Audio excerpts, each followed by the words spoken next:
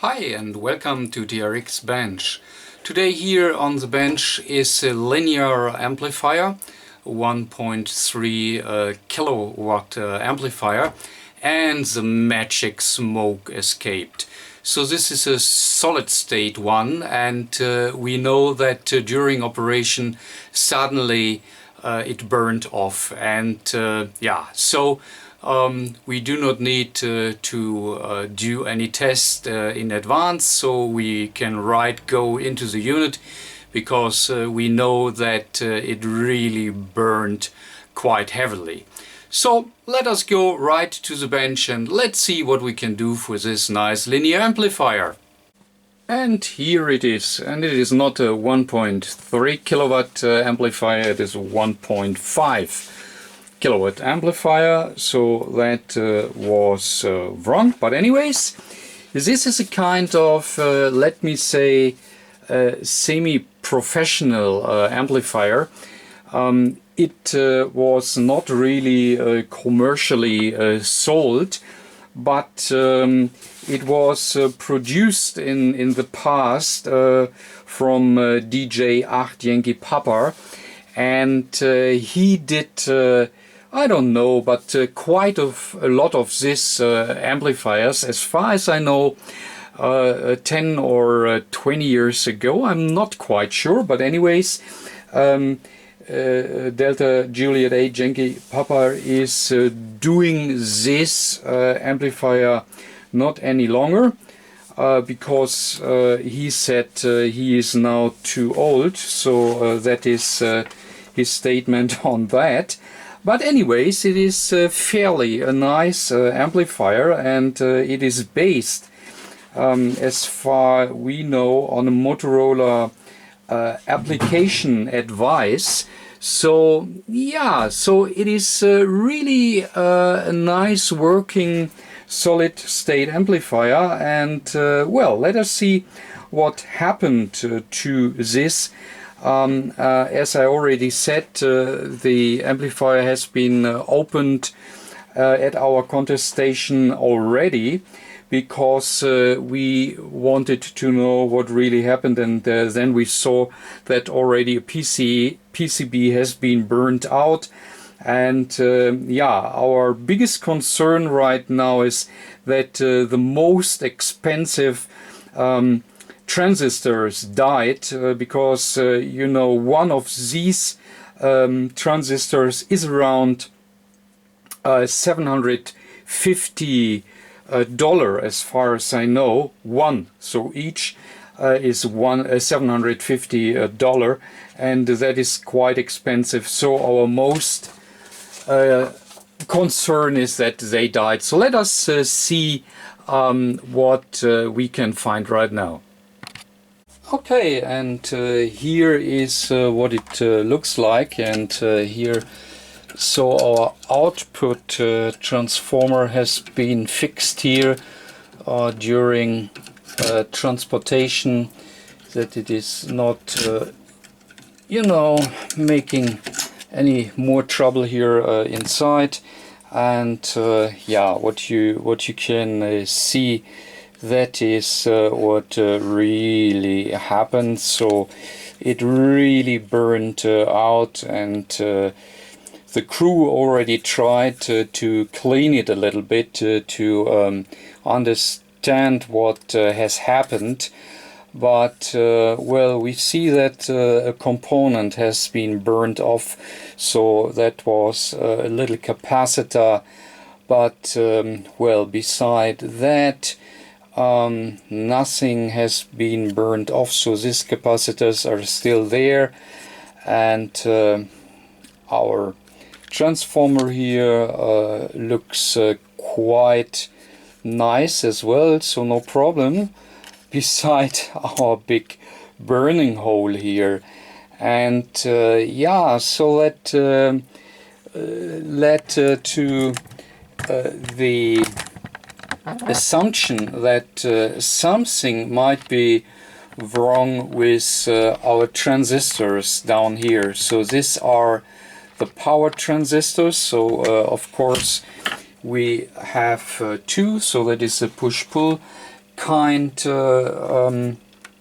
power amplifier, and this here, you can't see it, sorry, this here is the input transformer, and this down here is the logic to operate the complete power amplifier, and we have here our filter network, and here we have our transmit and receive switch, so everything available, and yeah, this here is a huge heatsink, and we have here a couple of fans, so yeah, down below the heatsink we have our switching mode power supply. Yeah, so all in all, it is quite a nice amplifier, but for the moment in time we really wonder what this cost, because we still do not really know. We have the feeling that it could be one of these transistors that it shorted out, and then really a heavy current was drawn, which then yeah, let it burned out. But on the other hand, there's of course a fuse in the line, so that should have been burned, so therefore it is all a bit bizarre, but well, first of all, let us test here our final, because if they are, you know, burned out, then this repair becomes really expensive. So let us first of all test the power MOSFETs with my little Peak electronic component tester. So I have put a little PCB here under the transistor to isolate it from ground, that we are able to test this yeah, more or less in circuit. Yeah, let me switch on my component tester. Let's see what he is telling us. And he says enhancement mode N-channel MOSFET, so that is a good sign. And yeah, the tester can identify gate, source and drain, which is very nice. And we have here our gate threshold voltage, and we have a test current. So that means this one is working. Now we have to swap it over to this one, and we have to do exactly the same. I mean, just remember, I do not know if it means anything, but you know, our burnt hole is here on the left side. I don't know if it really means anything, but anyways, it could be that it is the left one. Not sure, but anyways, let's see what it is. Okay, and same procedure. Again, the little PCB here down beneath, and let's do exactly the same, analyzing, and it is recognizing an N-channel MOSFET as well, which is really great. He is able to identify all our pins, and threshold is there, and test current is there. So that is telling me that both transistors are just working fine, and that is really good news, because as I already said, these transistors are extremely expensive, and if these transistors are faulty, then we definitely have a big problem. But in this case, okay, we need to replace this board, and we can hope that, yeah, finally these transistors didn't get at least somehow a stroke, which we will first recognize when they come back to power. I mean, we are here testing with a component tester with an extremely low voltage and with an extremely low current. So yeah, so there is still a risk that under normal operation conditions that the picture will change, but for the first glance we hope that they are really fine and didn't get a stroke somehow. So now we have to proceed. Our first test was just fine. Well, and you know, the question is always what was the cause? And unfortunately it is really not clear. So I mean, we have a coupler right here. So this coupler has to monitor if, for instance, the SWR is too high, and if it is too high, then the amplifier will get switched off automatically.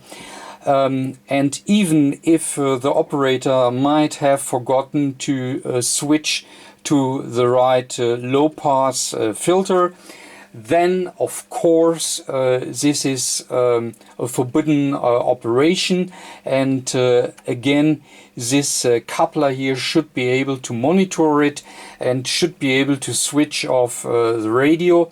And you know, what we don't know right now is if the coupler is working. We don't know if maybe something is wrong with one here of our low pass filters.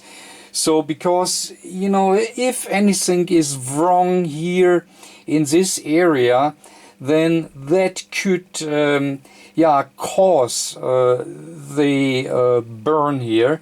So the next step is we really need to check out here our filter boards and see if something is wrong. If something is wrong here with our switch here, so this is the band switch. So maybe if the band switch is not working, right, and if this band switch is not switching between the different band low pass filters, and if then additional to that the coupler is not able to recognize it and to switch off the power amplifier, then that could really be a cause for this burning off. So yeah, our next step really have to be to check what's going on, and we have to check, of course, here our supply voltage from the switching mode power supply. And then really we have to go through all the different band low pass filters here to check if everything is just fine. Okay, so let's go in this direction. Okay, so I have everything prepared that we can go ahead. So first of all, here I have connected my meter so that we are able to monitor the power supply voltage if everything is okay with this supply line. Secondly, I have connected here.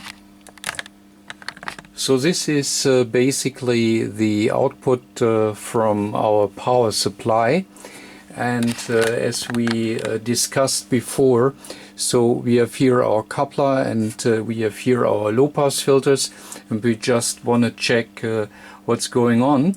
Therefore I have connected here my mini vector network analyzer just to be able to control what's going on in terms of return loss and SWR.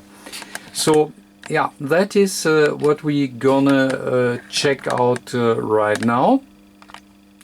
So therefore let me first of all switch on here my amplifier, right?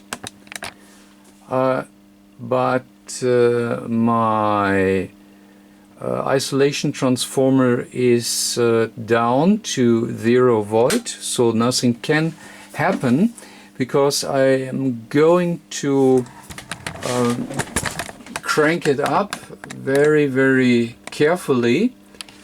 So therefore you can see here the output voltage from my power supply, from my isolation transformer, and here we can monitor the output from our switching mode power supply. So let me crank it up here and let's see what's happening. So 56 volt, and something is coming up.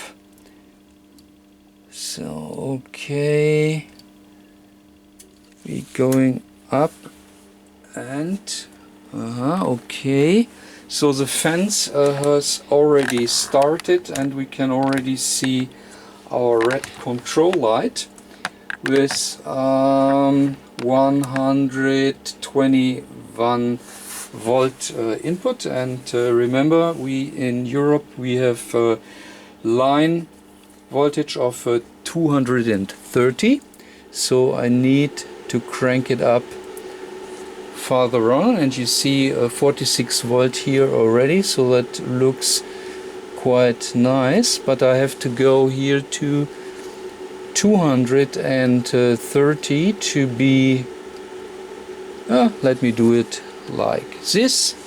And yeah, what we can see is our power supply is delivering 40.6, so approximately 40.7 volt, so that seems to be fine. Maybe you can hear that the fans are working, so this 3 fans down here, so everything is fine so far. And yeah, so that all is or seems to be okay. So what we need to do right now is the amplifier is now set to receive, of course, because there is no radio which is keyed and would then give the information here to our power amplifier, telling the power amplifier, come on, switch into transmit. So that is what we want to do right now manually. So therefore I have already prepared here this alligator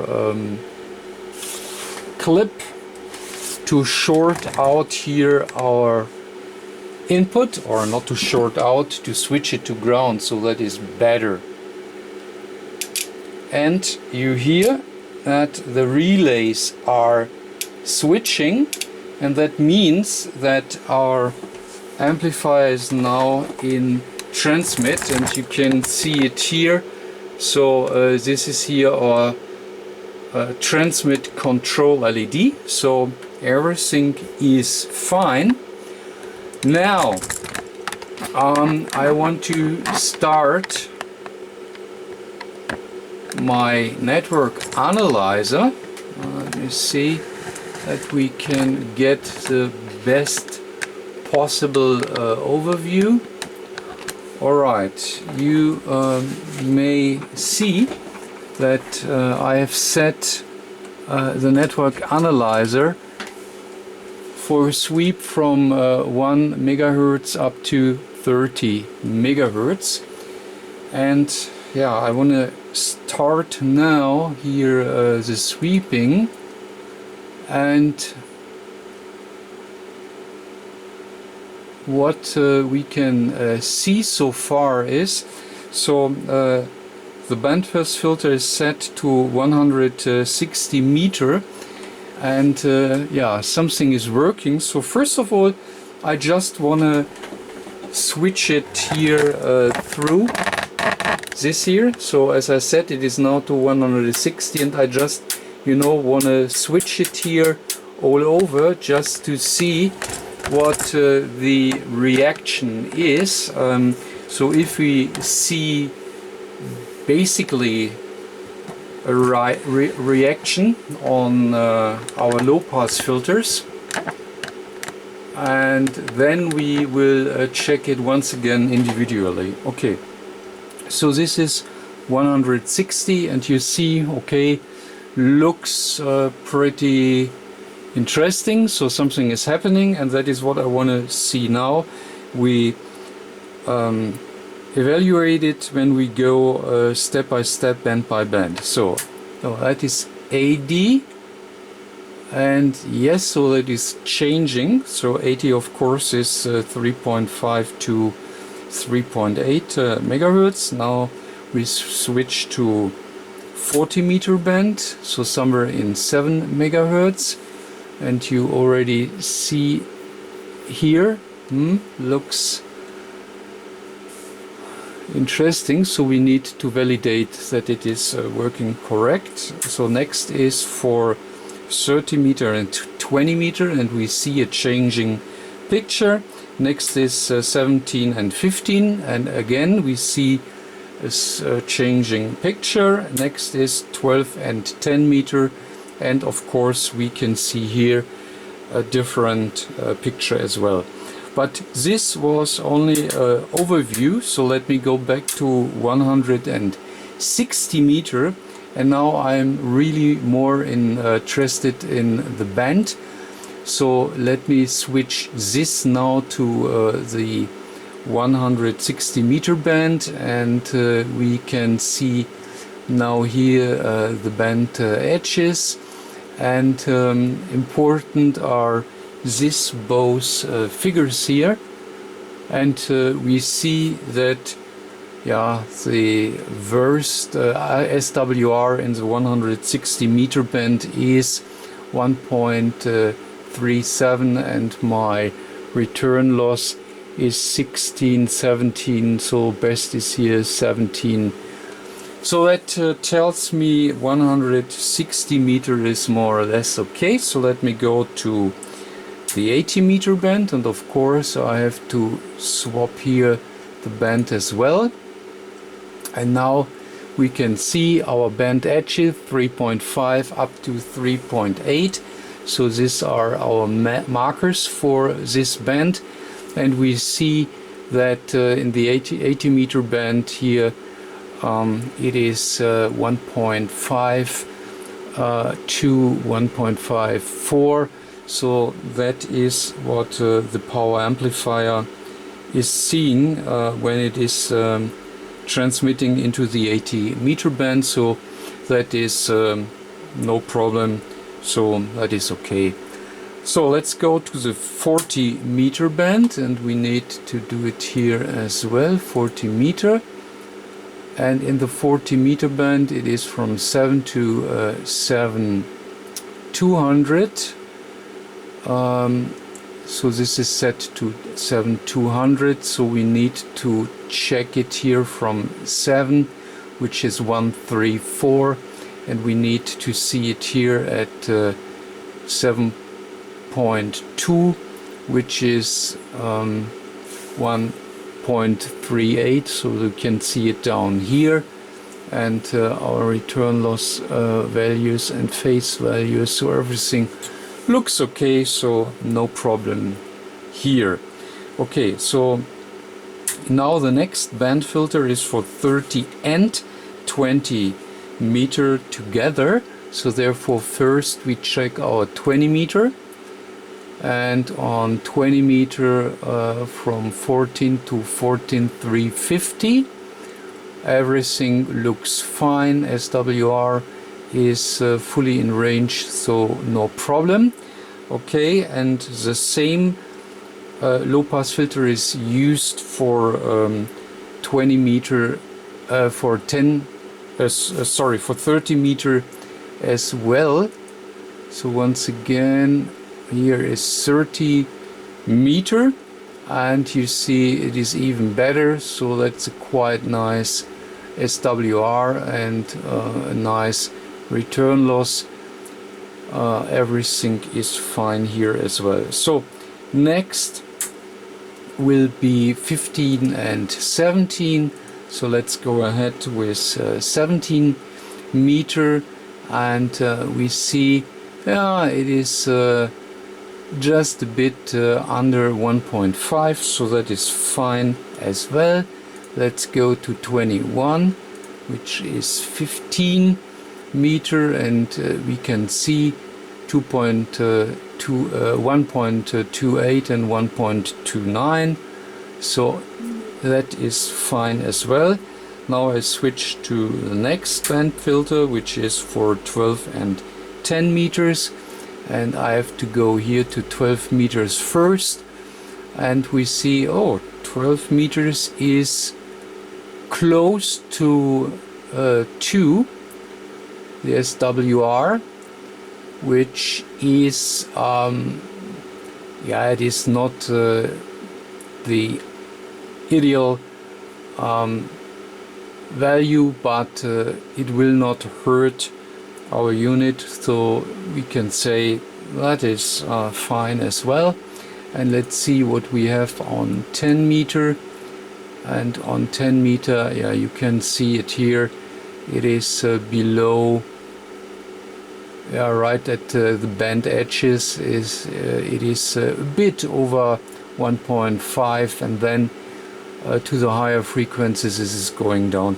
So that is telling me, once again, that what the power amplifier will see is just fine. So we know that here our band pass filters are fully in spec, so nothing is wrong with our what did I say, band pass? No, it's low pass filters are fine, so everything is in spec. So the worst value we have seen was on 12 meter. It was just a bit under 2, so that is, as I already said, not the best what you ever can get, but it is fine, so no problem. That means now we know that everything here in our low pass filter circuit is working fine, and we know that our power supply is supplying our needed voltage for driving at least here our power amplifier. Well, I have recognized that I'm not able to adjust the fan speed, so this pot here should be able to adjust the speed, and only if the temperature gets too high, which will be indicated with this LED, then there is a relay contact which will bridge then this pot and will set the fan speed to maximum. But for the moment in time, it is there is no way to adjust it. So maybe there is a faulty relay or such. Oh, not at all. So this here is the wiring which comes up down from there. So that is a pot down there. Don't know if you're really able to see it. And it comes here onto the PCB, right? And so what we can find here, so here's the bridge, right? So it is bridging our potentiometer, and that means that the fans will always get full speed because they have full voltage. So therefore I don't know who did it, but in any case, so here's the bridge, and that means that the fans are running on full speed all the time. So that is no problem or no fault what we have. So it is a bridge which has been placed here to bridge finally our pot. Okay, so next step will be to check the sensors, because if the overtemp sensor or SWR sensors or what have we don't really work, then the PR don't get switched off, and that is very important to protect at least the amplifier itself. So therefore we have here our sensor PCB, and we have here a pack with 4 op amps inside, and down here we have temperature sensors in here. And yeah, if for instance the temperature gets too high, then we will get here on the front panel the information that temperature is getting too high. And after a while, if we do any more excessive operation, then we will get the over LED, which will tell us, okay, now the PR is definitely too hot, and then our PA input circuit will be switched off as well to protect our power amplifier itself. So, and what we need to check is, we really need to check all these circuits, because otherwise we can't be sure that everything is working fine.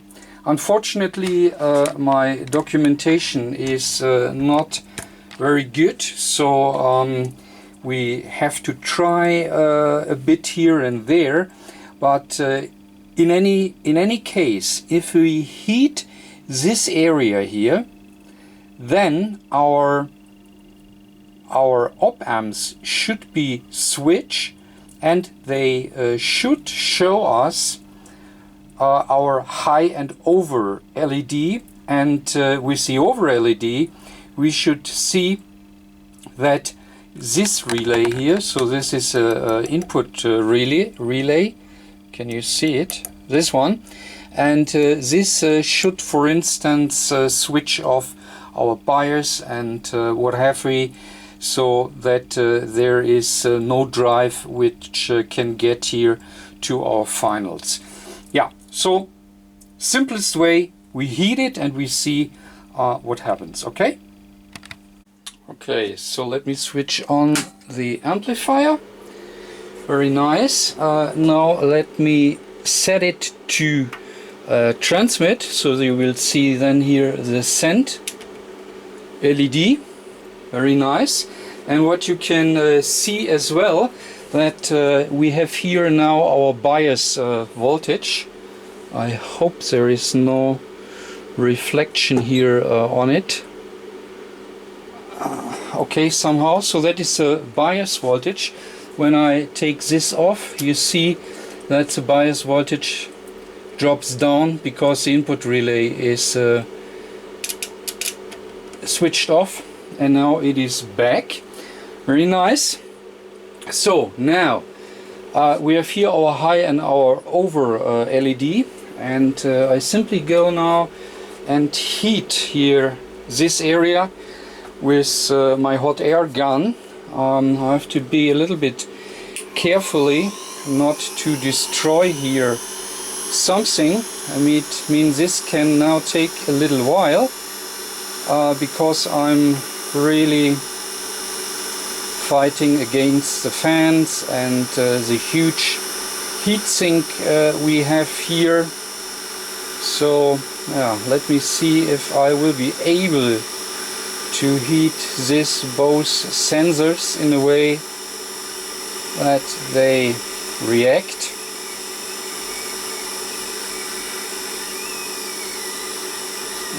As I said, it can take a while. Hello. Both are there, and I don't know if you can see.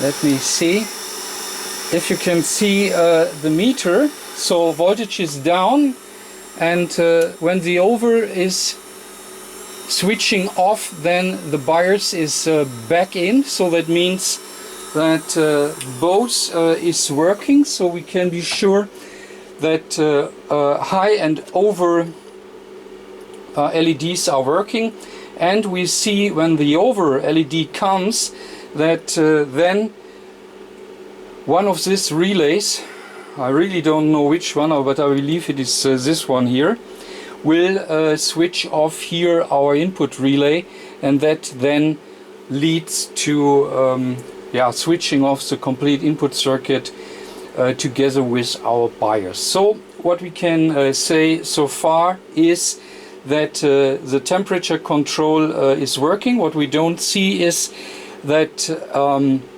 with the high indication that the fans start up to run on full speed, because as we have seen it before, we have this bridge here, which means that it is always running on full speed.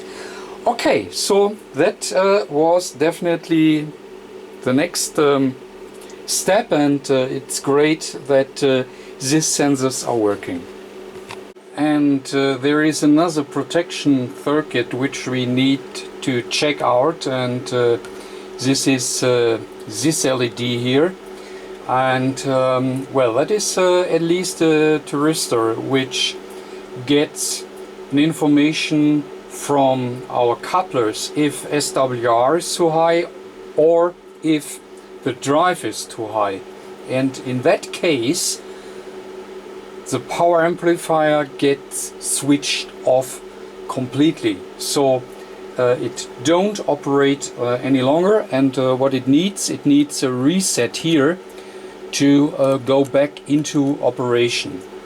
That is how a thyristor works. So if a thyristor gets started or engaged or whatever you want to call it, then it is active, and you need to reset it to go back into normal operation. And therefore I just want to simulate it. So let me see if we can see it all. So I have a very little voltage of about 1 volt here at this probe, a positive voltage, and I just want to engage the thyristor, and if this sensor is working, then we should see that here the AFP LED will come up, and we will see as well that our bias voltage, which I'm still monitoring, is going to 0, because everything is then switched off. So okay, let me go down here to the input, to the gate of the thyristor, and let me see if I can force it to switch. Alright, so it is working. So you see our bias is going to 0. You see here our LED is switched on, and no, nothing would work. Everything is switched off, and to get it back on work, we really need to press here the reset button, and let's see. And now you can see that as well here our bias is back, and that means that all the circuits here are working. So everything looks fine, and now let's go ahead with our testing. So okay, the next step I want to take is I take here my little lab radio to have a bit more power, and now I feed this power into our, this is a PA output line, and that means if we now feed in power with my lab radio here, then we can test, you know, the antenna switch here, right? We can test our low pass filters. So it is more or less the same what we have done with the mini VNA, right? But now we can drive a bit more power, and so that may tell us something more if there is somewhere something wrong. So therefore this is set to 160 meter, this here is set to 160 meter, and now let me simply key here my radio and see what we have.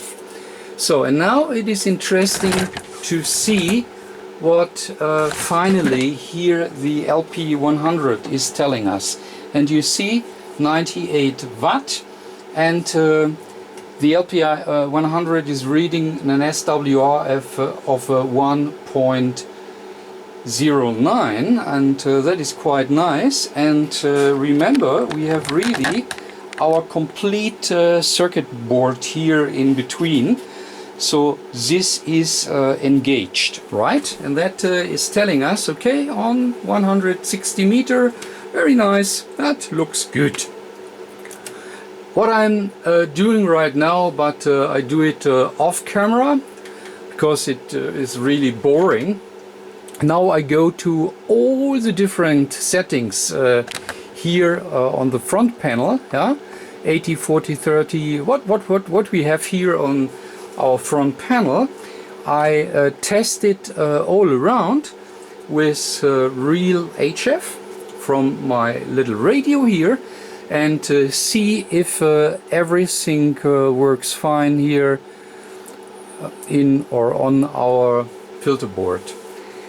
Yeah, if there is a finding, of course I will come back and show it, but yeah, let me do it off camera, because it is exactly the same procedure what we have done here on the 160 meter band. Okay, one little step in between. I just placed here my divermeter in between, so behind our radio, just to read the SWR. I'm interested in the SWR because that is what the radio in brackets see when we transmit into the low pass filter board here of our power amplifier.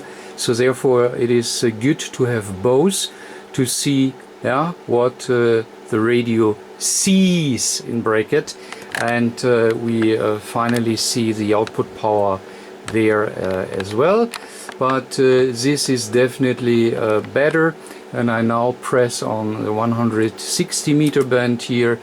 You see, right, that I see here at least my SWR. Okay? Yeah, just and to make it more clear, so that there will be hopefully all questions already answered.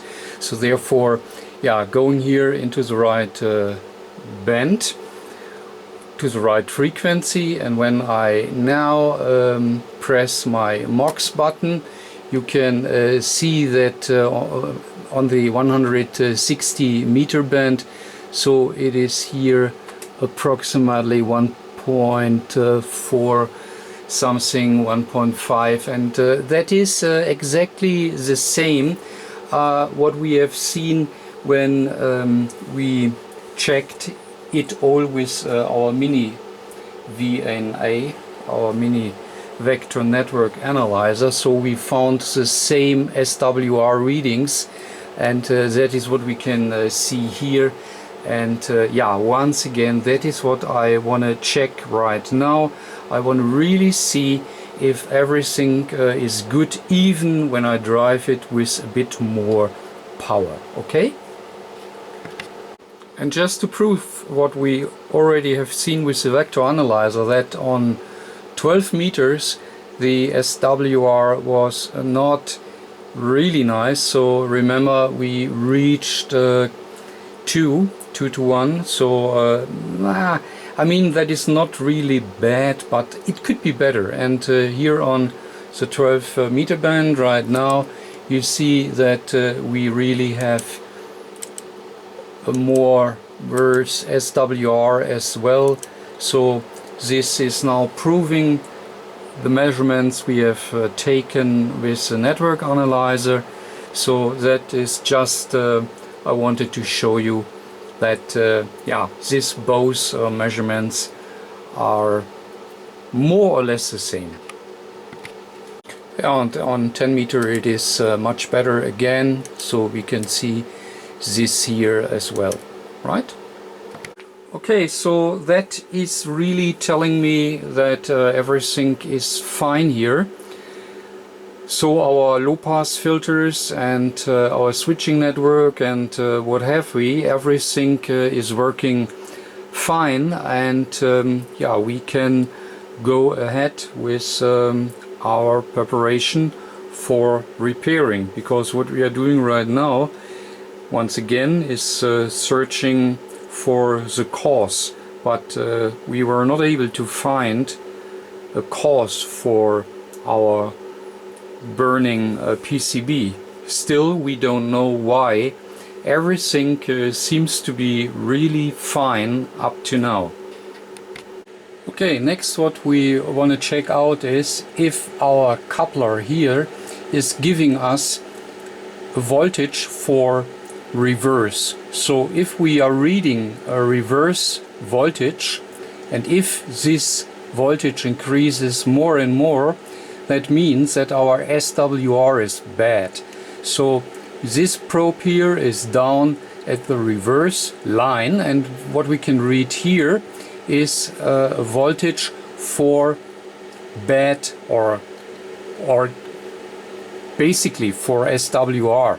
And if it is increasing, right, the SWR, so that means if it is going worse, then we see down here a higher voltage. And we want to check if this coupler and the circuit is delivering a voltage to make sure that our coupler is working. Okay?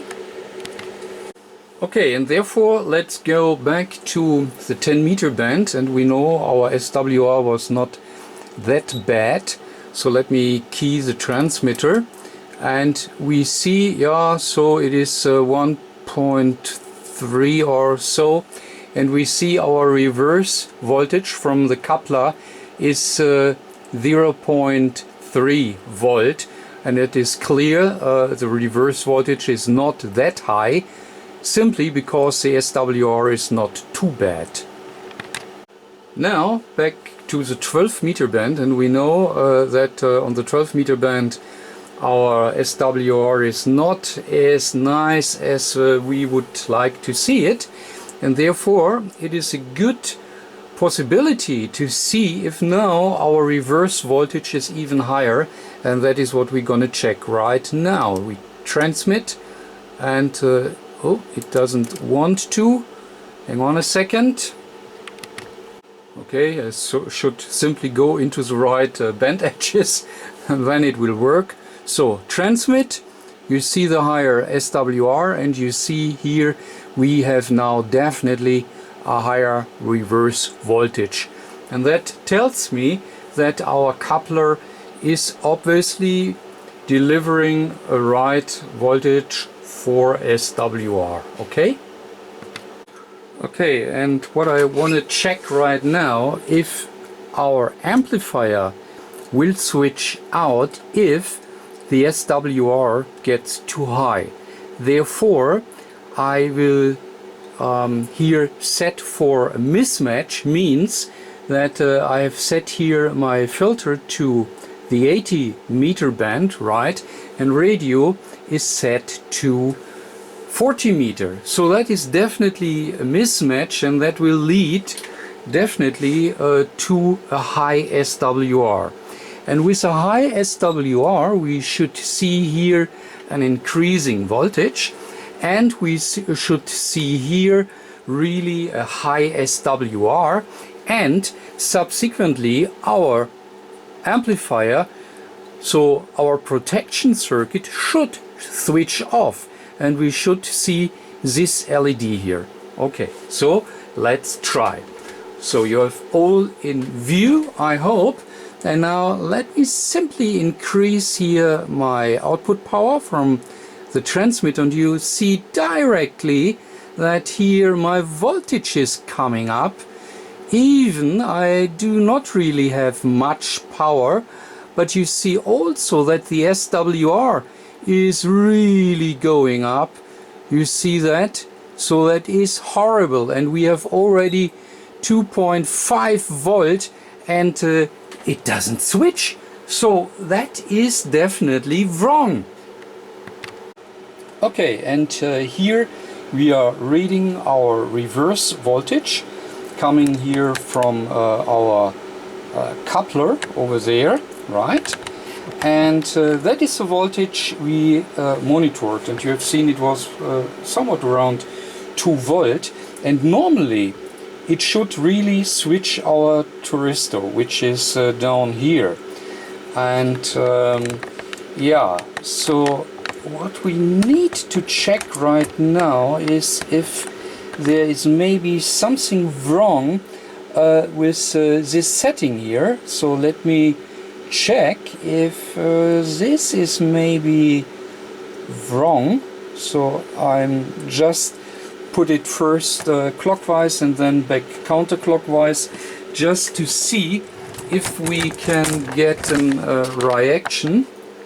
Let me see if I gonna increase my output right now. Can you see everything? Let's see. So I'm driving again. Oh, here we are. Here we are. So now it is switching off. So, okay. That means this needs to be observed very carefully. I mean, of course, we are only driving with 100 watt, and the real power amplifier will drive with, as we can read it here, with 1.5 kilowatt. So that means the situation is a bit different, okay?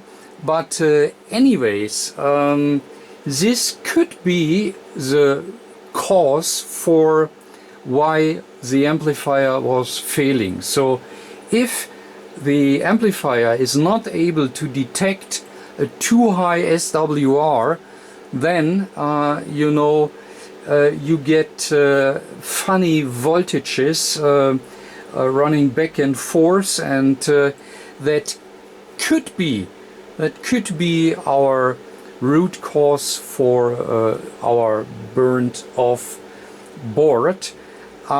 So that means, yeah, we have to check it, especially when we have put in our new PCB, and when we then bring it back to life, hopefully. So we really need to have an eye on that setting. I leave it now at that point because you have seen that it was working right now, and if an antenna is working fine, so if an antenna has a good SWR, then of course we read a low reverse voltage, and therefore I leave it as it is right now. We know that it is now here working, and that it is switching off everything, and therefore this is definitely a good starting point, because even with a high power and a good antenna, we will not having the reverse voltage, and then it will not switch the power amplifier off. So I leave it where it is. So maybe that the adjustment was wrong, but anyways, we will check it when we have the amplifier back alive. Okay? Okay, so up to now we have tested the complete output circuitry and everything, and now we need to test the input circuitry as well, and that is what we are doing right now. So again, I have connected here the little VNA, and we are monitoring right now the input, and yeah, the amplifier is set to transmit already, and what we can see here is that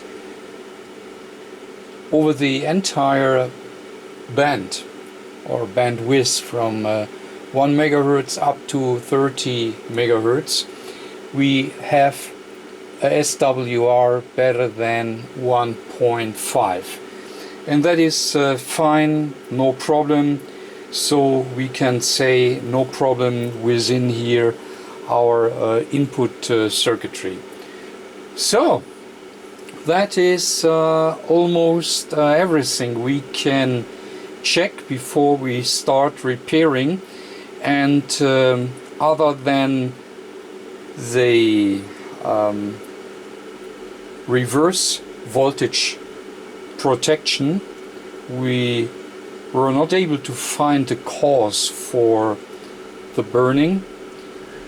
So next we'll now to replace at least here our board, which burned out, and yeah, then we can hope that the MOSFET transistors are really still working and didn't get a stroke. And yeah, so next will be to order a new PCB. We replace it, then we have to solder the transistors back in, and yeah, then let's cross fingers and hope that everything will work. Okay, one last thing I want to be sure about, and that is the pass attenuation, so that we really have per band, not per band filter, per low pass filter, a low pass attenuation, and that is what we want to check. I'm not so much interested in so I guess we can read it. I'm not so much interested in the cutoff frequencies, so I'm checking here from 1 megahertz up to 50 megahertz, and I've set right now our selector to 160 meter, and you see here at our marker that is a cutoff frequency. But as I said, I'm not so much interested in the cutoff frequencies. I'm much more interested here in the pass band, because you can see this is the low pass filter response for our 160 meter band, and what we can see is that really the low frequencies are getting can parse, and everything above, in this case above 3.5 megahertz, will get attenuated according this filter response. Right, as I said, I'm interested here in the pass band, and you see the white line, so that is as well the reference line.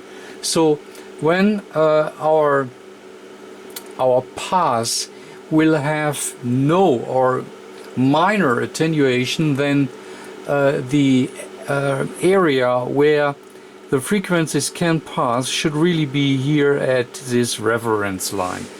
And we see it is working for the 160 meter band. Now we switch over to 80 meter, and of course our cutoff frequency is changing, right? But what we can see, and again that is much more interesting, yeah, reference line and pass band, so there is minor attenuation, so no problem.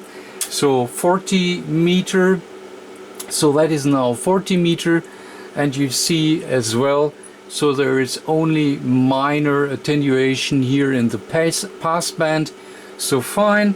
So next is 30 and 20 meter, and you see exactly the same, so only minor attenuation. So that is what we expect, and that is what we want to see. If we would have, you know, a much higher attenuation, then something in this pass would be wrong, and we really would need to investigate much more this pass. I mean, very often it is known that something is wrong here with these relays, so then you suddenly have really high pass attenuation, and therefore that is very important to know.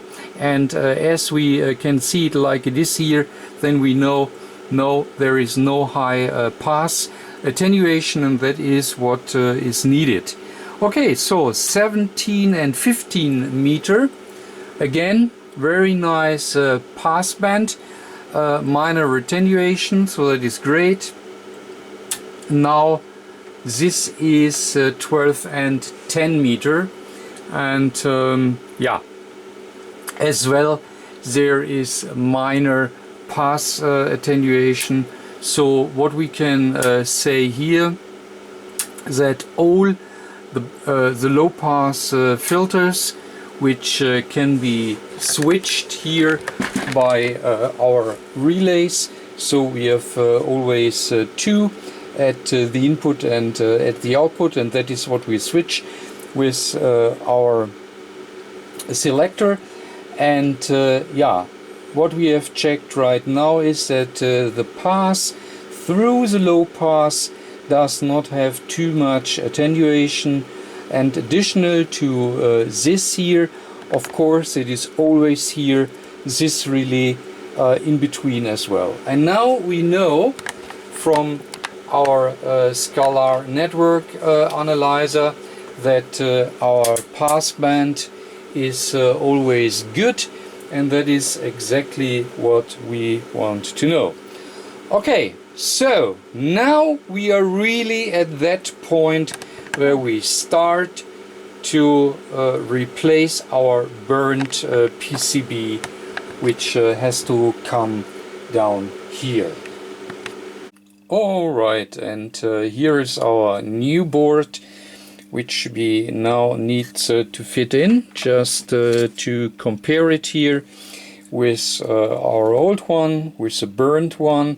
So these both boards are identical, and therefore we can now replace the new board into the circuit, and then, yeah, as I already said, cross fingers that everything will work fine. First of all, I re-grease now here our power transistors, and then we go and install our board. Oh well, before we can mount this, I've realized that we have here really a cold solder joint. Don't know if you can see it, but there is a big crack, and yeah, we need to reflow it, otherwise this is a potential problem with the new PCB, and that is what we need to avoid. So I first reflow it before I mount it into the unit. Okay, so the new PCB is in, and all connections are re-established, except here our power supply, because for testing purposes I go with the external power supply to crank it slowly up, and hope that our transistors will not short out, as that is, as we all know, the risk what we are facing.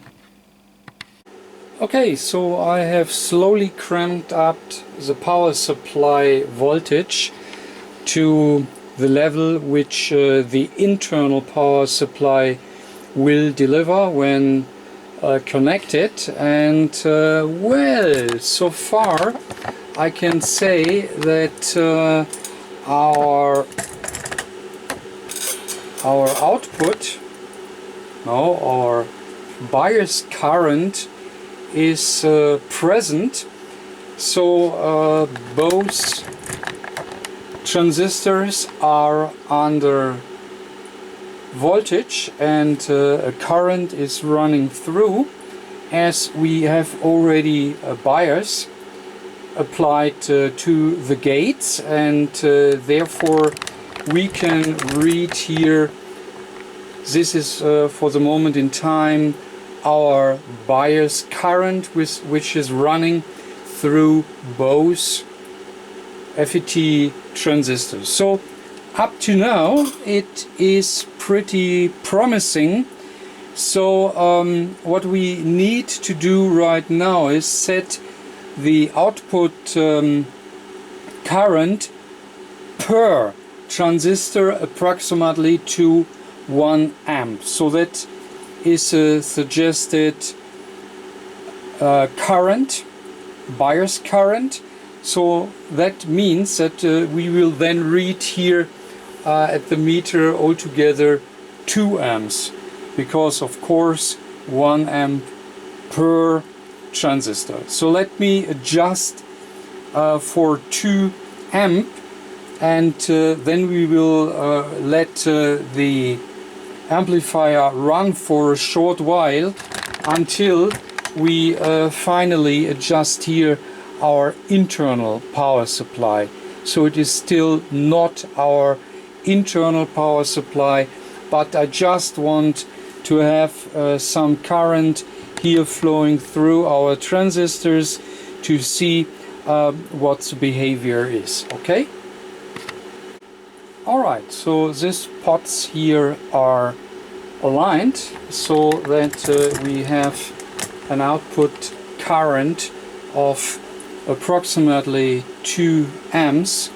So this is not really necessary that it needs to be absolutely spot on, but it is nice if it is very close, and in this case we can say yes, it is close, very nice. So for the moment in time we can be satisfied, and I will let it run for a while just to see if everything works fine. If there are no complications, then I go and set up here our internal voltage, our internal power, and then we do exactly the same procedure. We test, of course, our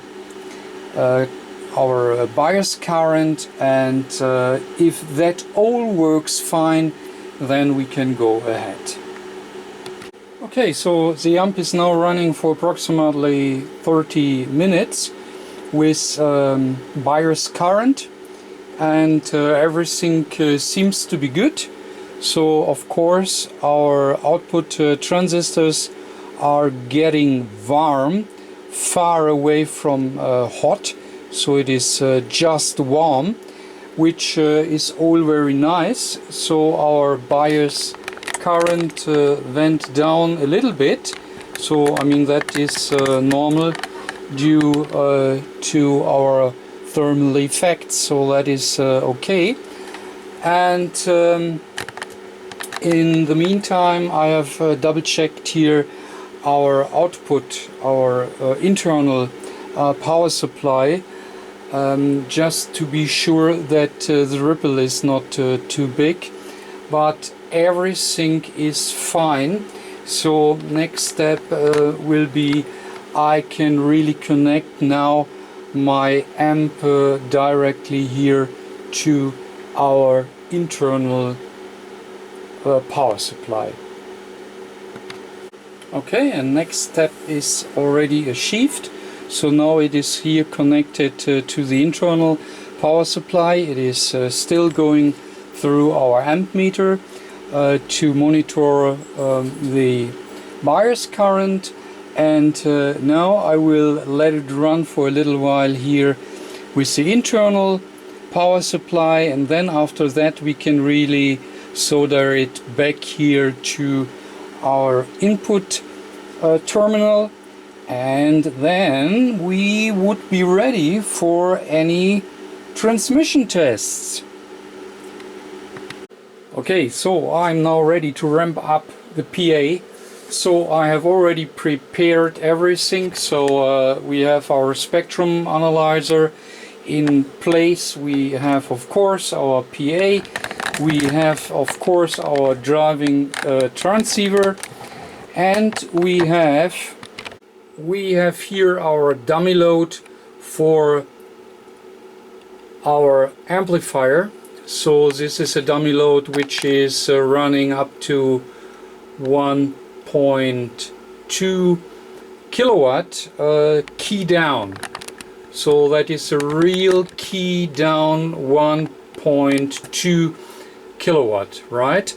What we need to do first is we have to switch on our cooling system for this huge dummy load, and we have here our measuring output. So we have 50 dB in between, and we're feeding directly here our dummy load. Okay, so as I said, first of all I have to switch on my cooling here, my fan. Okay, so dummy load is running. Okay, so let's cross fingers. First of all, I set our PA into transmit, which has happened now. You can see it here on our send LED. And now our driving transceiver will set to transmit, and output power is reduced to the min. And now you can see here already our carrier on 14 megahertz, and I'm increasing now the drive from my transceiver. And yeah, what we see is that we have an upcoming signal. Let me check it here together with my dummy load. Yeah, and you can see we are running already 100 watt with a very clear output signal. So everything is fine. So sorry for the annoying fan noise, but yeah, I need really to let this run. And now I drive it even more. Okay, so we are a bit about 300 watt, about 300 watt average output power, and we still have a very clean output. So our span here is 1 megahertz, and what we can see is that our spears are quite low.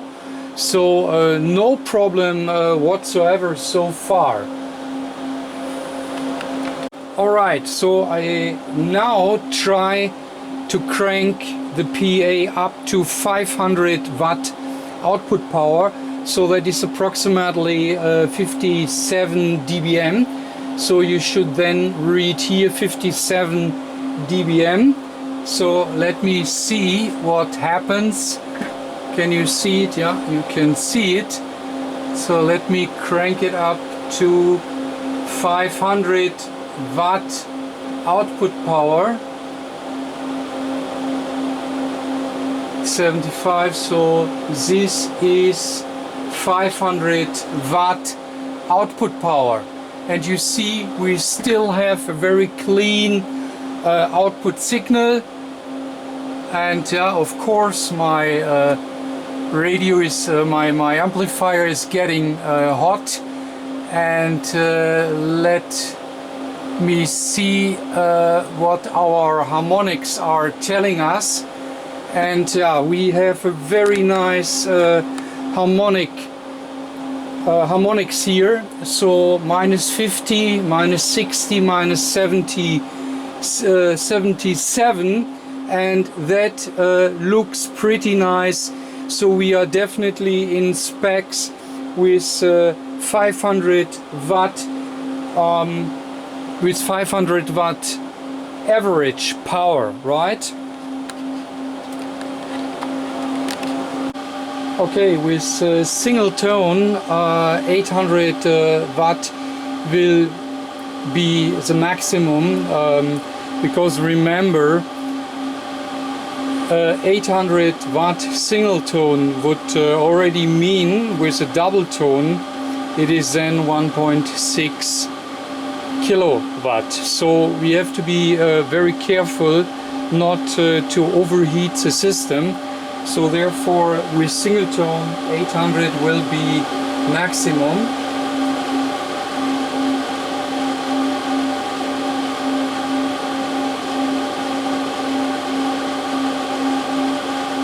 We could easily push it more, but we don't do it.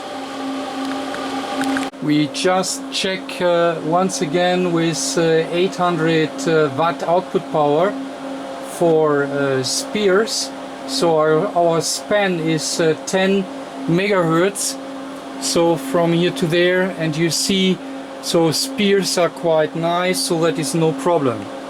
I'm interested in the harmonics with 800 watt single tone, and now we are at 800 watt single tone, and you see our second harmonic is minus 49 dBc, and that is just fine.